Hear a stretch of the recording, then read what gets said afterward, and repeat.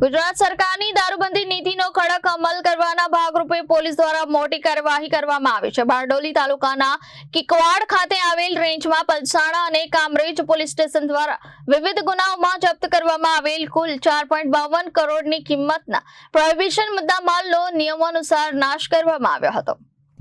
Palsana police station દ્વારા કુલ 14 કેસમાં જપ્ત કરાયેલા અંદાજે 2.81 કરોડની કિંમતનો દારૂ નષ્ટ કરવામાં આવ્યો હતો, જ્યારે કામરેજ પોલીસ સ્ટેશન દ્વારા કુલ 152 કેસમાં જપ્ત કરાયેલી અંદાજે 1.71 કરોડની કિંમતનો દારૂ નાશ કરવામાં આવ્યો હતો।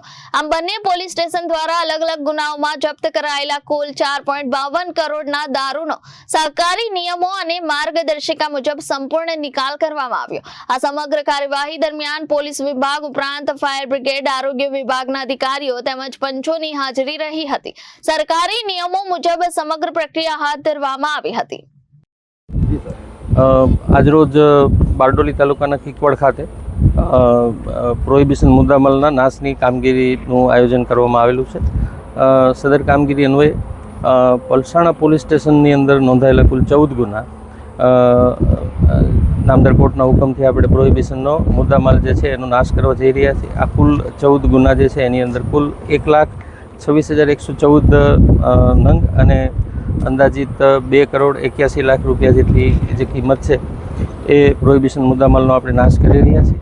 સાથે સાથે કામરેજ પોલીસ સ્ટેશનની અંદર વિવિધ 152 જેટલા અલગ અલગ ગુનાઓ છે પ્રોહિબિશનને લગતા, એમાં જપ્ત થયેલ મુદ્દામાલ જે છે એની નાશ કરવાની કામગીરી આજે આપણે કરી રહ્યા છીએ। કામરેજ પોલીસ સ્ટેશનની અંદર કુલ 152 ગુનામાં કુલ 57,579 નંગ અને અંદાજિત રૂપિયા 1,71 લાખની કિંમતનો પ્રોહિબિશન મુદ્દામાલ જે છે એનો નાશ કરવાની કામગીરી આપણે સરકારશ્રીનો જે નિયત પરિપત્ર છે એની જોગવાઈને અનુસરીને સંબંધિત વિભાગના અધિકારી અને કર્મચારીઓની હાજરીમાં, પંચોની હાજરીમાં કરવા જઈ રહ્યા છીએ।